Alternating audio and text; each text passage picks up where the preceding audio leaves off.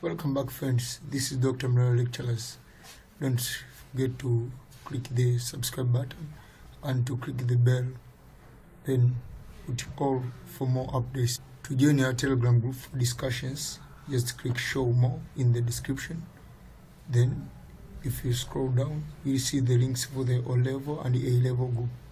Welcome back, friends. This is Advanced Biology session 47. And in this session we are going to continue as our second session in the endocrine coordination. Where in the first session we discussed about the introduction and the core differences between the endocrine and the neural coordination. Now in this session we are going to continue with the hormonal coordination. And as I told you in the previous session, that in this session we are going to go in detail about the hormonal coordination and the glands. Now what we are saying is that hormonal coordination is the type of coordination of the body activities which is controlled by chemical substances called the hormones.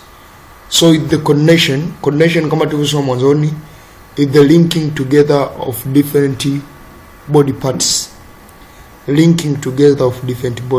parts. Now kwenye hormonal coordination, it is also coordination. Tuna link together different body parts. And this part discusses the principles of endocrine system, the nature of hormones, and the activities of specific endocrine glands. Remember, in the body we have many glands, so we can't discuss all of them. We discuss only a few of them.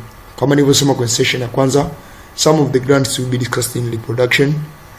Some of the glands hata utadiscuss kabisa kwa level yako, utakuja kuzisoma chuoni. Lakini tunacho discuss kwenye hii topic ni kuhusu endocrine system, nature of hormones pamoja na activities of specific endocrine glands. Kwa hiyo by definition, a gland is the structure which secretes a specific chemical substance called a hormone. Kwa hiyo gland hii ni structure ambayo inakuwa ina secrete a specific chemical substance called inaitwa hormone, hiyo chemical substance. And there are two types of gland which are exocrine and endocrine gland. Exocrine gland is the one which secretes its product into a duct. So tunakuwa tuna duct fulani ina secrete product kwenda kwa duct, and from the duct ile product inakuwa inakuwa poured. And normally the exocrine gland they pour their products near, yani hiyo duct haiwezi ikawa long maybe 1 meter, no, it is always few centimeter, then inakuwa imeishia hapo. For example, we have the sweat gland which secretes sweat into the tubules called sweat ducts that lead to the surface of the skin. But also we have some of the glands such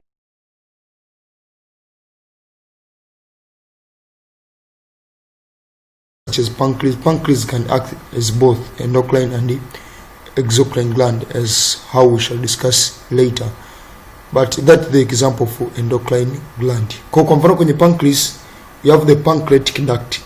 So the pancreas can secrete, the pancreas acinar cell can secrete the digestive glands, the digestive enzymes, and they are present in the pancreatic juice. That juice passes through the pancreatic duct into the ample of vata, where the combination of pancreatic duct and the bile duct, all of them they pour the secretion to the duodenum. At that point is called as ample of vata. Kwa hiyo nisikuchanganye sana, lakini ninachotaka niseme ni kwamba, for example, a pancreas is the exocrine gland in one side, but also it is the endocrine gland. Pancreas is one among the unique gland which perform both endocrine and exocrine functions. So pancreas itself is the gland, but it perform both exocrine and endocrine functions. Now, what are the endocrine gland? Endocrine gland is the gland which secretes its chemical substance or hormone into blood. So endocrine gland always they are far from their target organs or from the target where the chemical substance secreted by them goes to function.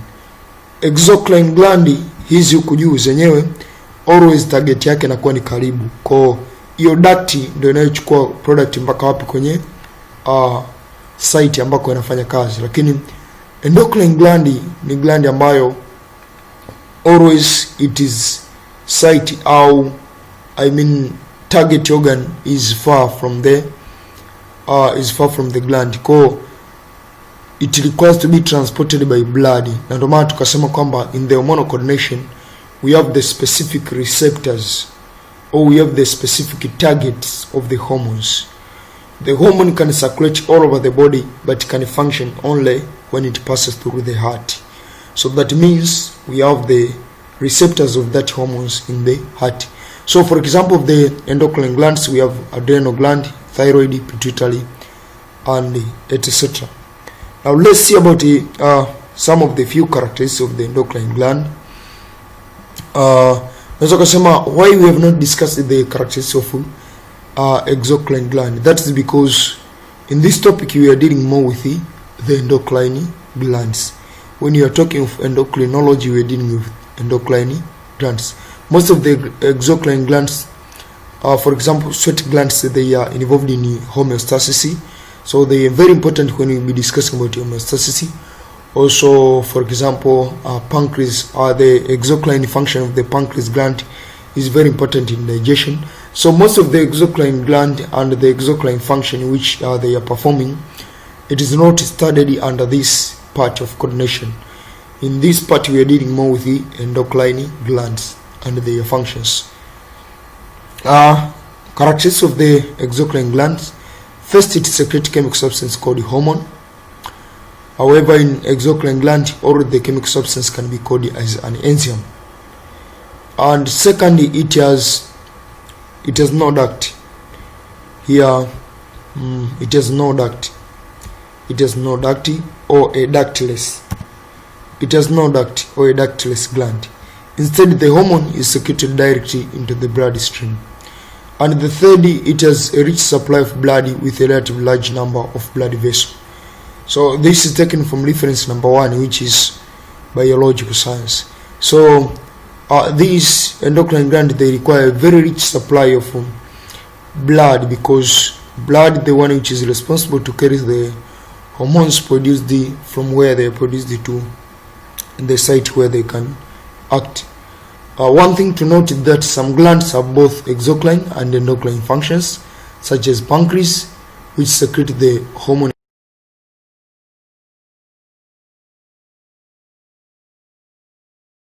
insulin and glucagon, and also secrete pancreatic juice containing digestive enzymes into pancreatic duct that leads to the gut. I think this we have already discussed it earlier, so there is no need to repeat this statement. Now let's go to discuss the concept of hormone. Hormone is an informational molecule secreted by endocrine gland in response to change in external or internal environment, and carried by blood to the other part where they stimulate or inhibit specific physiological processes for the good of the body as a whole. Now some of the teachers will make this definition short, and don't emphasize that, because I know that doing that will make some of the points in this definition meaningless. So I am saying that it's better to leave it as it is. Kwa ni vema tu tukaiacha kama ilivyo, and the definition is fully explaining the hormone and how it does, or how it function.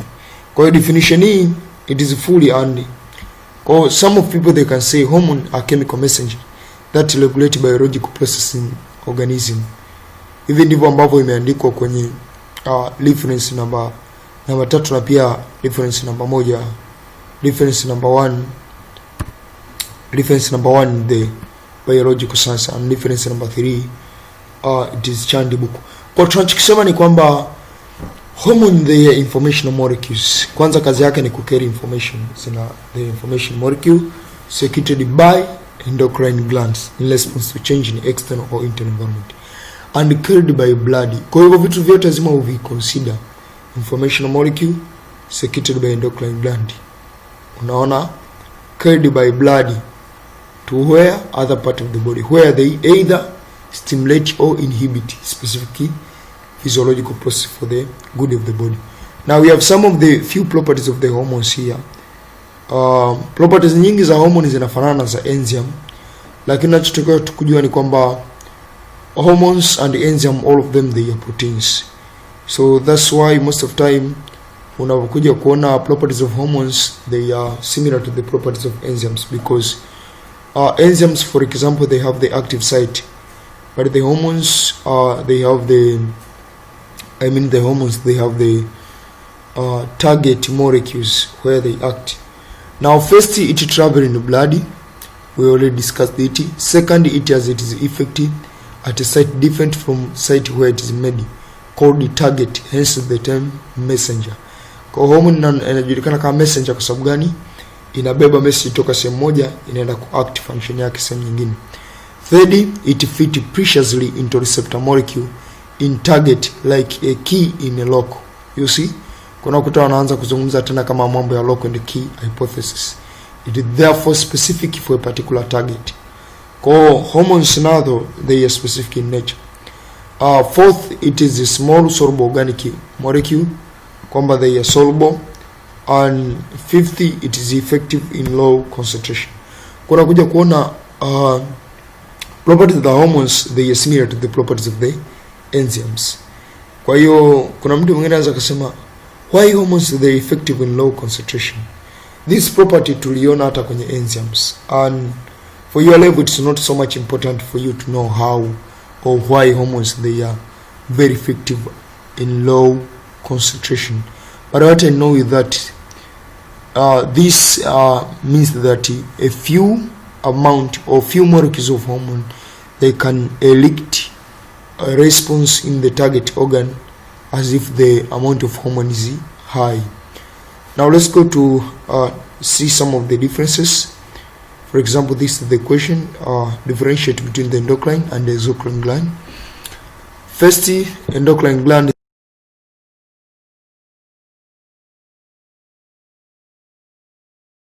they are ductless. Exocrine, they have duct. Endocrine, they pour their secretion direct into blood.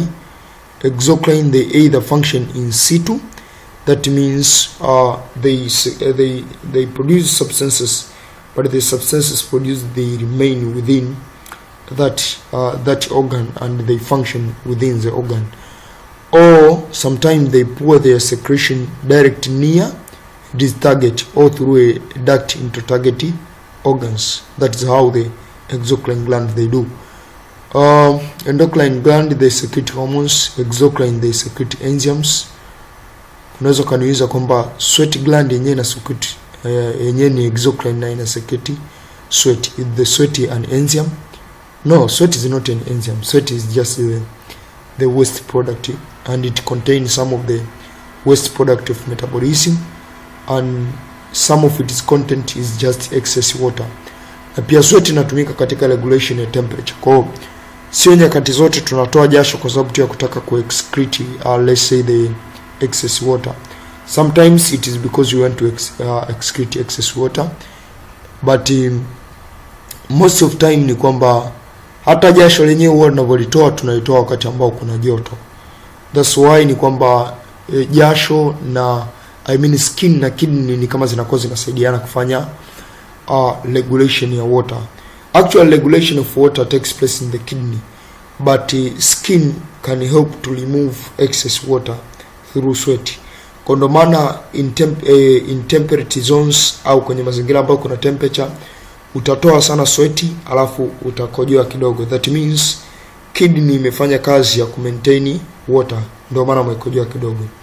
However, kwenye maeneo ambayo ni baridi, you will not sweat maybe at all, lakini you will urinate more. That means kidney yenyewe imeshaona kwamba there is no any organ which help it to remove excess water.